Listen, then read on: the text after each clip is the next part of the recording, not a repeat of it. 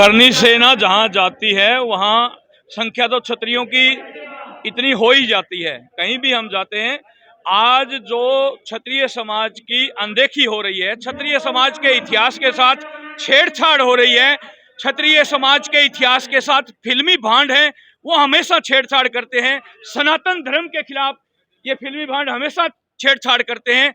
ऐसे मुद्दों को लेकर के दबे कुचले समाजों को ऊपर उत्थान के लिए करनी सेना का गठन किया गया था और वो काम हम कर रहे हैं। इसलिए हजारों की तादाद में करनी सैनिक आप लोग देखते हो, जहां हम जाते हैं वहां तैयार मिलते हैं। इसका मूल विकल्प यह है, जैसे सेंसर बोर्ड है, इसी तरह से जो ये वेब सीरीज बना रहे हैं इनके लिए भी एक बोर्ड का गठन किया जाए और सेंसर बोर्ड के अंदर इतिहासकारों को बिठाया जाए। ये फिल्मी भांड है, ये इतिहास के साथ छेड़छाड़ करते हैं। अभी जो आदि फिल्म आ रही है, अरे हनुमान जी का रोल देखो, श्री राम का रोल देखो, रावण का रोल देखो। इन्होंने 2% की नचनिया समझते हैं ये फिल्म इंडस्ट्री वाले। मैं इसीलिए इनको भांड, सबसे पहले मैंने कहा था, आज हर आदमी इनको भांड बोलता है। इनकी फिल्मों का बहिष्कार किया जाए। जो इतिहास के साथ छेड़छाड़ करते हैं, हमारे देवी देवताओं के साथ छेड़छाड़ करते हैं, ऐसे भांडों का खुलेआम बहिष्कार होना चाहिए और हम कर रहे हैं। ये पिक्चर भी औंधे मुंह गिरेगी अगर थिएटर तक आई तो। और मैं तो कहता हूं, अगर हिंदुस्तान जिंदा है, अगर हिंदुस्तान में हिंदुत्व की कोई बात करने वाला है, सरकार खाली वोट लेने के लिए ही बात करती है या ऐसी पिक्चरों को भी बैन करेगी? पिक्चर बैन नहीं, जो इसके प्रोड्यूसर और जो इसमें काम करने वाले कलाकार हैं उनको भी आजीवन प्रतिबंधित करना चाहिए। ऐसे देवी देवताओं का खिलवाड़ नहीं सहेगा हिंदुस्तान, ऐसे देवी देवताओं का अपमान नहीं सहेगी करनी सेना, नहीं सहेगा क्षत्रिय समाज। इस बात को याद रखें।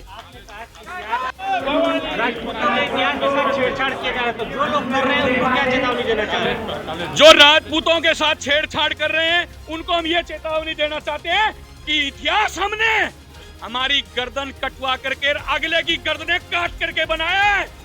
हमने हथियार रखे हैं, चलाने नहीं भूले हैं। हमारी परीक्षाएं ना ले, हमें लोकतंत्र के नाम पर, हमें लोकतंत्र के नाम पर, प्रजातंत्र के नाम पर बांधने की कोशिश मत करो, बांधने की कोशिश मत करो। लोकतंत्र और प्रजातंत्र के नाम पर जब कोई भी डैम होता ना, उसमें पानी क्षमता से अधिक डल जाता ना, तो वो अपने आप फट जाता है। अब क्षत्रियों का भी सबर का इम्तिहान मत लें ये सरकारें। हम ये चाहते हैं ऐसी फिल्मों को अविलंब प्रतिबंधित किया जाए। आज इतिहास के साथ छेड़छाड़ कर रहे हैं, हमारे इतिहास को चोरी किया जा रहा है। अरे राजा सुहेलदेव बेश क्षत्रिय थे और उनके वंशज ये बैठे, ये सरकार कहां आंख पे आंख मूंद के बैठी है? राजा सुहेलदेव बेश के वंशज यहाँ बैठे हैं। क्यों हमारे इतिहास को तोड़ मरोड़ करके प्रस्तुत किया जा रहा है? जो इतिहास को चोरी करने वाले हैं उनको सरकार बिठा करके समझौता क्यों नहीं करवाया जाता? जब राम मंदिर और बाबरी मस्जिद का केस सुप्रीम कोर्ट में जाकर के डिसीजन हो जाता है, तो ऐसे मामलों का डिसीजन नहीं होना चाहिए। पर यह सरकार एक कंट्रोवर्सी पैदा कर रही है। आज मैं धन्यवाद देना चाहता हूं उत्तर प्रदेश के मुख्यमंत्री जी को कि उन्होंने यहाँ क्राइम जो हुआ करता था उसका सफाया कर दिया। हमारे राजस्थान में, हमारे उस साइड और प्रदेशों में उदाहरण दिए जाते थे कि यूपी बिहार बनाओगे क्या? आज वो यूपी, हमारी बहनें रात को 10-10 बजे तक घूमती हैं, किसी को कोई खतरा नहीं। कानून व्यवस्था सही है, इसके साथ साथ इतिहास का भी संरक्षण होना चाहिए, इतिहास का भी नामो निशान होना चाहिए। हमने बड़े खून पसीने से, खून की नदियां बहा करके इतिहास बनाया है क्षत्रियों ने। राजनीति में भी भागीदारी करनी सेना अगर राजनीतिक पार्टियों का यही रवैया रहा तो राजनीति में नहीं, महाराजनीति में भी उतरेगी।